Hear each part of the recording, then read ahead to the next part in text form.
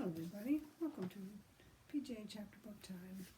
We are continuing to read our Charlotte's Web book by E.B. White. Thank you, E.B., for creating such a great story for all of us to enjoy. We are now up to Chapter 9, Wilbur's Boast. Last night, when we read the story, we found out that the old sheep, who really isn't very, very kind, informed Wilbur that the reason why he's being fattened up is so that he can become part of a holiday dinner for someone. And that, as you can imagine, really upset Wilbur. But Charlotte told him, "Don't you worry, I've got a plan. I'll make sure that doesn't happen." So we will have to see what that plan is.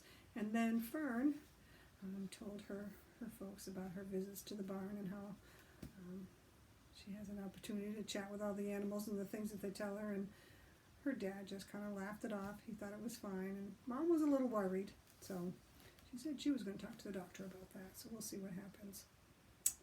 And again, as I said, tonight's chapter is Wilbur's Boast. A spider's web is stronger than it looks.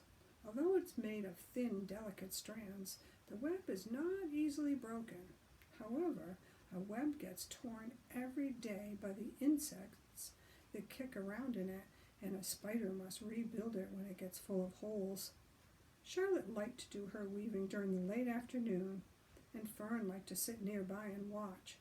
One afternoon, she heard a most interesting conversation and witnessed a strange event. "You have awfully hairy legs, Charlotte," said Wilbur as the spider busily worked at her task. "My legs are hairy for a good reason," replied Charlotte. "Furthermore, each leg of mine has 7 sections: the coxa, the trochanter, the femur, the patella, the tibia, the metatarsus, and the tarsus." Wilbur sat bolt upright. "You're kidding," he said. "No, I'm not either." "Say those names again. I didn't catch them the first time." Coxa, trochanter, femur, patella, tibia, metatarsus, and tarsus. You know, guys, some of those names are the same names of the bones that we have in our legs. I never knew that. "Goodness," said Wilbur, looking down at his own chubby legs. "I don't think my legs have 7 sections." "Well," said Charlotte, "you and I lead different lives. You don't have to spin a web. That takes real legwork." "I could spin a web if I tried," said Wilbur, boasting. "I've just never tried." "All right, let's see you do it," said Charlotte. Fern chuckled softly, and her eyes grew wide with love for that pig. "Okay," replied Wilbur. "You coach me, and I'll spin one. It must be a lot of fun to spin a web. How do I start?" "All right, take a deep breath," said Charlotte, smiling. Wilbur breathed deeply. "Now, climb to the highest place you can get to, like this." Charlotte raced up to the top of the doorway. Wilbur scrambled to the top of the manure pile. "Very good," said Charlotte. "Now, make an attachment with your spinnerets. Hurl yourself into space and let out a drag line as you go down." What do you think? So how's that going to work? Wilbur hesitated a moment, then jumped out into the air. He glanced hastily behind him to see if a piece of rope was following him to check his fall. But nothing seemed to be happening in his rear, and the next thing he knew, he landed with a thump. "Oof," he grunted. Charlotte laughed so hard her web began to sway. "What did I do wrong?" asked the pig, when he recovered from his bump. "Nothing," said Charlotte. "It was a nice try." "I think I'll try it again," said Wilbur cheerfully. "I believe what I need is a little piece of string to hold me." The pig walked out into the yard. "You there, Templeton," he called. The rat poked his head out from under the trough. "Got a little piece of string I could borrow?" asked Wilbur. "I need it to spin a web." "Oh, yes, indeed," replied Templeton, who saved string. No trouble at all, anything to oblige. He crept down into his hole, pushed the goose egg out of the way, and returned with an old piece of dirty white string. Wilbur examined it. I think that's just the thing, he said. Tie one end to my tail, will you, Templeton? Wilbur crouched low, with his thin, curly tail toward the rat. Templeton seized the string, passed it around the end of the pig's tail, and tied it in 2 half hitches. Charlotte watched in delight. Like Fern, she was truly fond of Wilbur, whose smelly pen and stale food attracted the flies that she needed, and she was proud to see that he was not a quitter and not willing to try again, and was willing, to try again to spin a web. While the rat and the spider and the little girl watched, Wilbur climbed again to the top of the manure pile, full of energy and hope. "Everybody watch," he cried, and summoning all his strength, he threw himself into the air head first. The string trailed behind him, but as he had neglected to fasten the other end to anything, it didn't really do any good, and Wilbur landed with a thud, crushed and hurt. Tears came to his eyes. Templeton grinned. Charlotte just sat quietly.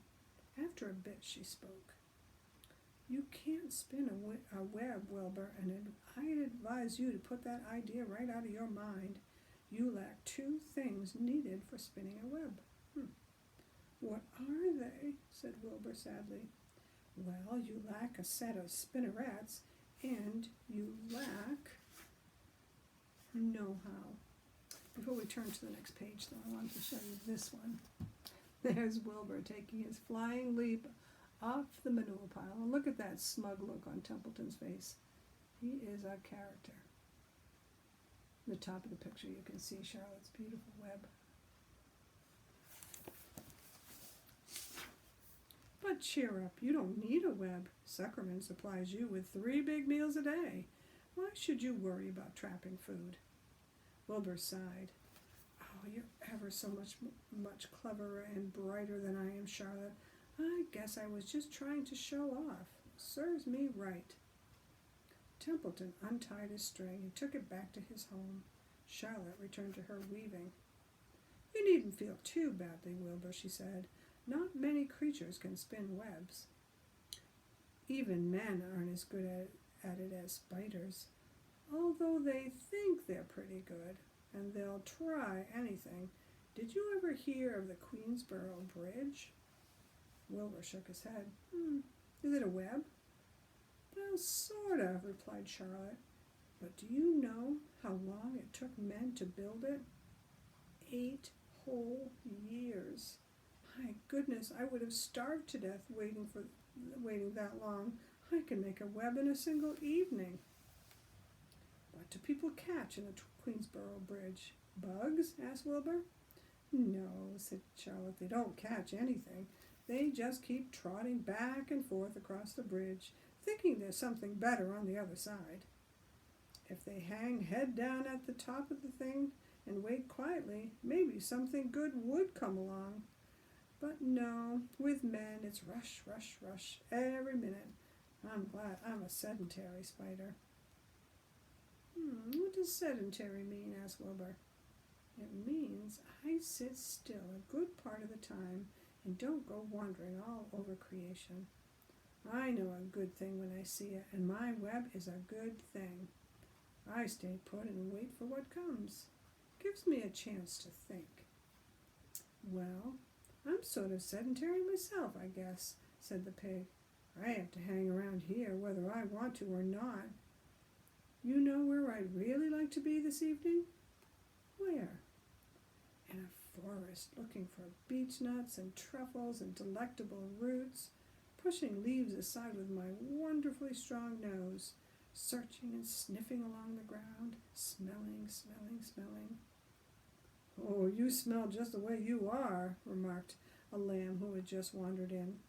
"I can smell you from here. You're the smelliest creature in the place." Oh, Wilbur hung his head. His eyes grew wet with tears. Charlotte noticed his embarrassment, and she spoke up sharply to the lamb. Let Wilbur alone, she said. He has a perfect right to smell, considering his surroundings. You're no bundle of sweet peas yourself. Furthermore, you're interrupting a very pleasant conversation. Excuse me. What were we talking about, Wilbur, when we were so rudely interrupted? Oh, I don't remember, said Wilbur. It doesn't make any difference. Let's not talk anymore for a while, Charlotte. I'm getting sleepy. You go ahead and finish fixing your web, and I'll just lie here and watch you. It is a lovely evening. Wilbur stretched out on his side. Twilight settled over Zuckerman's barn, and a feeling of peace. Fern knew it was almost supper time, but she couldn't bear to leave. Swallows passed by on silent wings, in and out of the doorways, bringing food for their young ones. From across the road, a bird sang, "Whip-poor-will, whip-poor-will." Lurvy sat down under an apple tree and lit his pipe. The animals sniffed the familiar smell of the strong tobacco. Wilbur heard the trill of the tree toad and the occasional slamming of his kitchen door.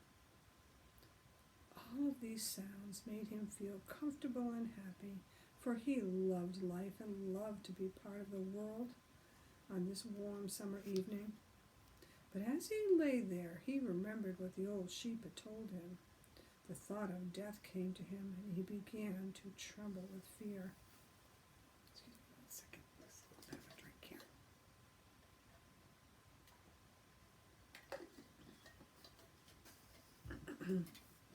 Charlotte, he said softly. Yes, Wilbur? I don't want to die. Oh, of course you don't, said Charlotte in a comforting voice.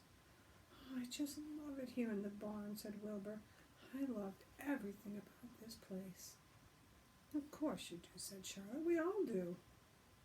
The goose appeared, followed by her 7 goslings. They thrust their little necks out and stepped and kept up a musical whistling like a tiny troop of pipers. Wilbur listened to the sound with love in his heart. Charlotte, he said. Yes? Were you serious when you promised you would keep them from killing me? I was never more serious in my life. I'm not going to let you die, Wilbur. But how are you going to save me? Asked Wilbur, whose curiosity was very strong at this point. Well, said Charlotte vaguely, I don't really know, but I'm working on a plan. Oh, that's wonderful, said Wilbur. How's the plan coming, Charlotte? Have you got very far with it? Is it coming along pretty well?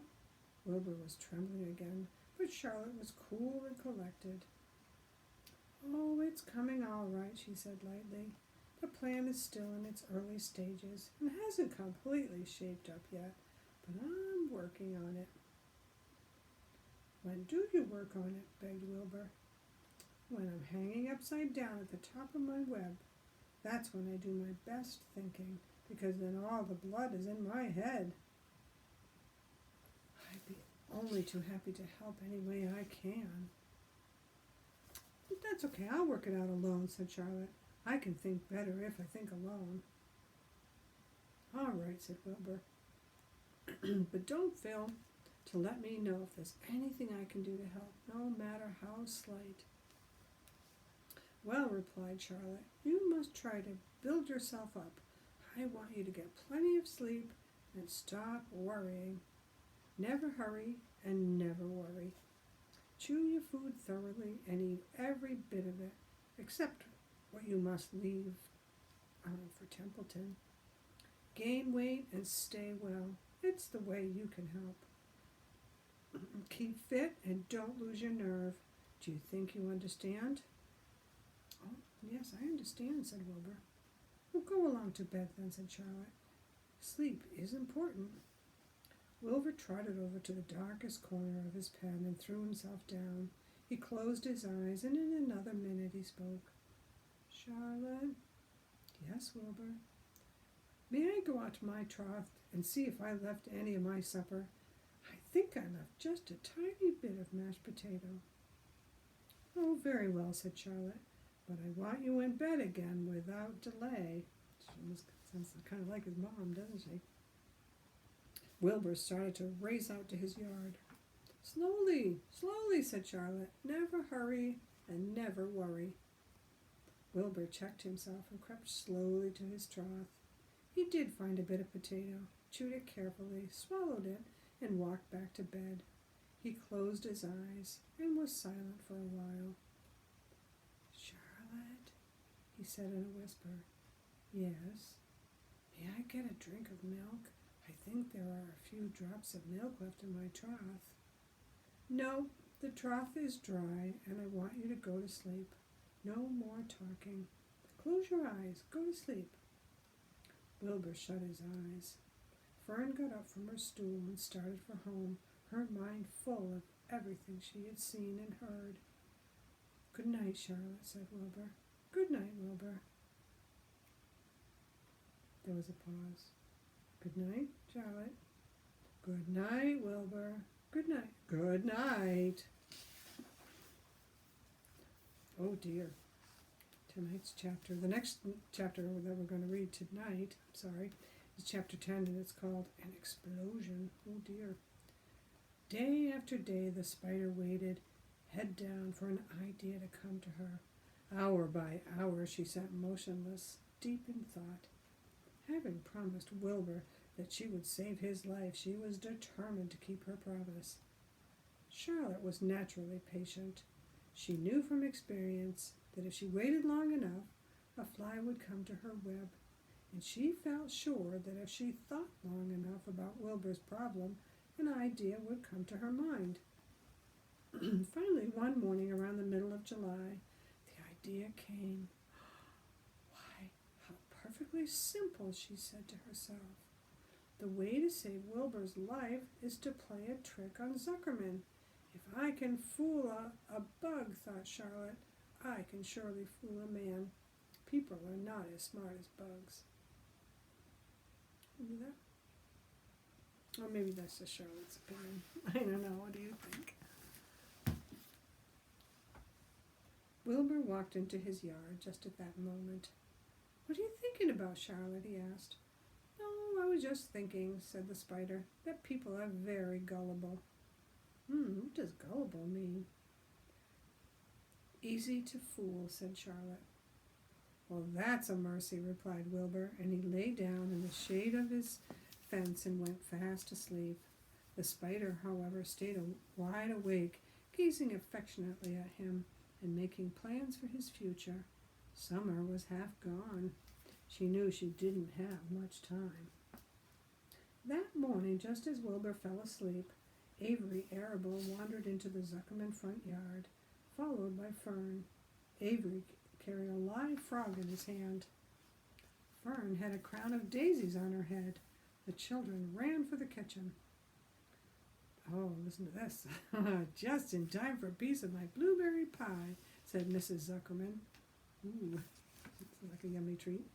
Look at my frog, said Avery, placing the frog on the drain board and holding out his hand for pie. You take that thing out of here, said Mrs. Zuckerman. He's hot, said Fern. He's almost dead, that frog. He is not. He lets me scratch him between the eyes. The frog jumped and landed in Mrs. Zuckerman's dishpan full of soapy water. You're getting your pie on you, said Fern. Can I look for eggs in the hen house, Aunt Edith? Run outdoors, both of you, and don't bother the hens. Oh, it's getting all over everything, shouted Fern. His pie is all over his front. Come on, frog, cried Avery. He scooped up his frog. The frog kicked, splashing soapy water onto the blueberry pie. Another crisis, groaned Fern. Let's swing in the swing, said Avery. So the children ran to the barn. Mr. Zuckerman had the best swing in the county. It was a single long piece of heavy rope tied to the beam over the north doorway. At the bottom end of the rope was a fat knot to sit on. It was arranged so that you could swing without being pushed. You climbed a ladder to the hayloft, then holding the rope, You stood at the edge and looked down and were scared and dizzy. Then you straddled the knot so it acted like a seat. Then you got up all your nerve, took a deep breath, and jumped. Would you do that? I don't know if I would. Maybe I would. I don't know. For a second, you seemed to be falling to the barn floor far below, but then suddenly the rope would begin to catch you, and you would sail through the barn door, going a mile a minute, with the wind whistling in your eyes and ears and hair. Then you would zoom upwards into the sky and look up at the clouds, and the rope would twist, and you would twist and turn with the rope. Then you would drop down, down, down, out of the sky, and come sailing back into the barn, almost to the hayloft. Then sail out again, not quite as far this time. Then in again, not quite so high, then out again, then in again, then out, then in. Then you jump off and fall down and let somebody else try it. That does sound like fun. Mothers from miles around worried about Zuckerman's swing. They feared some child would fall off. But you know what? No child ever did. Children almost always hang on to things tighter than their parents think they will. Avery put the frog in his pocket and climbed to the hayloft. The last time I swung on the swing, I almost crashed into the barn swallow. A barn swallow, he yelled. Take the frog out, ordered Fern. Avery straddled the rope and jumped. He sailed through the door, frog and all, and into the sky, frog and all. Then he sailed back into the barn. Your tongue is purple, screamed Fern. So is yours, cried Avery, sailing out again with the frog. I have hay inside my dress, and it itches, called Fern. Scratch it, yelled Avery as he sailed back. It's my turn, said Fern. Jump off. Fern's got the itch, sang Avery. When he jumped off, he threw the swing up to his sister. She shut her eyes tight and jumped. She felt the dizzying drop and then the supported lift of the swing. When she opened her eyes, she was looking up into the blue sky and was about to fly back through the door. They took turns for about an hour.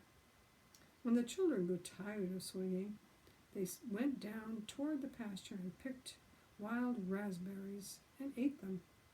Their tongues turned from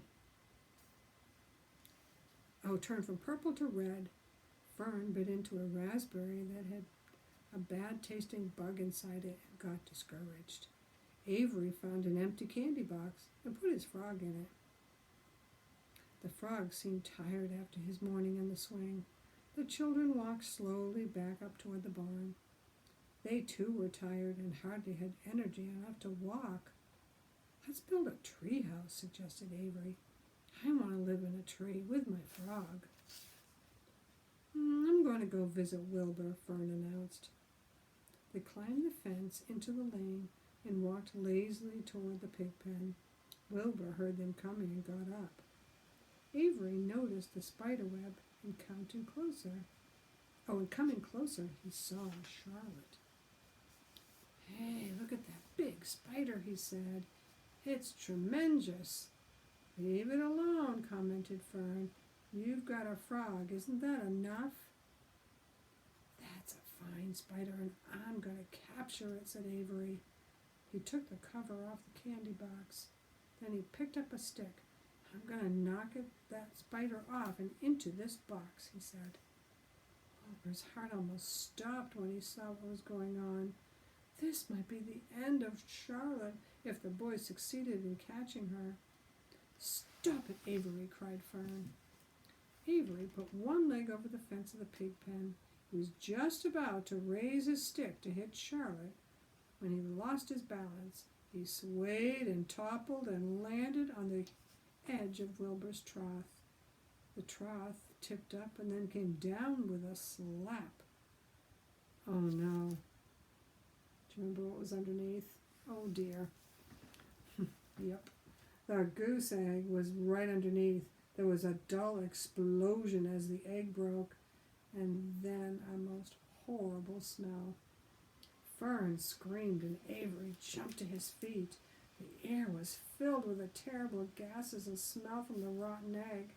Templeton, who had been resting in his home, scuttled into the barn. "Good night," screamed Avery. Good night. What a stink. Let's get out of here." Fern was crying. She held her nose and ran toward the house, and Avery ran after her, holding his nose. Charlotte felt greatly relieved to see him go. It had been a narrow escape.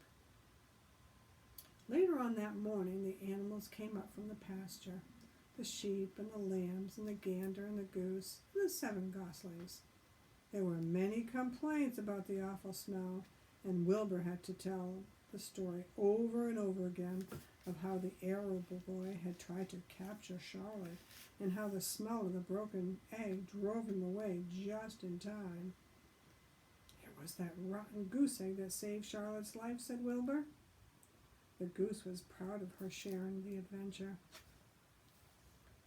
"I'm delighted that the egg never hatched," she gabbled. Templeton, of course, was miserable over the loss of his beloved egg. He couldn't resist boasting. "Oh, it pays to save things," he said in his surly voice. "A rat never knows when something is going to come in handy. I never throw anything away." "Well," said one of the lambs, "this whole business is all well and good for Charlotte, but what about the rest of us? That smell is unbearable. Who wants to live in a barn that is perfumed with rotten egg?" "Oh, don't worry about it. You'll get used to it," said Templeton. He sat up and pulled wisely at his long whiskers, then crept away to pay a visit to the dump. When Lurvy showed up at lunchtime carrying a pail of food for Wilbur, he stopped short a few paces from the pig pen. He sniffed the air and made a face. "What in thunder?" he said. Setting the pail down, he picked up the stick that Avery had dropped and pried the trough up. "Rats," he said. "Phew! I might have known a rat would make a nest under this trough. How I hate a rat." And Lurvy dragged Wilbur's trough across the yard and kicked some dirt into the rat's nest, burying the broken egg and all Templeton's other possessions. Then he picked up the pail. Wilbur stood in the trough, drooling with hunger. Lurvy poured. The slops ran creamily down around the pig's eyes and ears. Wilbur grunted. He gulped and sucked and sucked and gulped, making swishing and swooshing noises, anxious to get everything at once. It was a delicious meal. Skimmed milk, wheat middlings, leftover pancakes, half a donut, the rind of a summer squash, 2 pieces of stale toast, and a third of a ginger snap, a fish tail, 1 orange peel, several noodles from a noodle soup, and the scum of a cup of cocoa, an ancient jelly roll, a strip of paper from the lining of the garbage pail, and a spoonful of raspberry jello. That is quite a lunch. Wilbur ate heartily. Oh, he just thought that was wonderful. He planned to leave half of a noodle and a few drops of milk for Templeton. Then he remembered that the rat had been useful in saving Charlotte's life, and that Charlotte was trying to save his life, so he left a whole noodle instead of just a half. Now that the broken egg was buried, the air cleared, and the barn smelled good again. The afternoon passed and evening came. Shadows lengthened. The cool and kindly breath of evening entered through the doors and windows. Astride her web, Charlotte sat moodily eating a horsefly and thinking about the future. After a while, she bestirred herself. She descended to the corner of the web, and there she began to cut some of her lines. She worked slowly but steadily while the other creatures drowsed. None of the others, not even the goose, noticed